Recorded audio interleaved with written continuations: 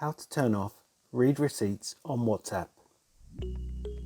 If you would like to read messages on WhatsApp from your contacts, but you don't want your contacts knowing that you've actually read the message, then I'm going to show you a way of how to turn off read receipts. Okay, straight into it. So first, open up the WhatsApp app and navigate to your settings.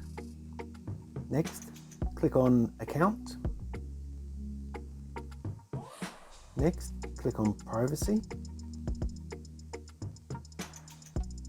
And then about halfway down, you'll see it says Read Receipts. So you toggle this one off. And if turned off, you won't send or receive read receipts. Read receipts are always sent for group chats though. And that's all it takes to turn off read receipts on WhatsApp.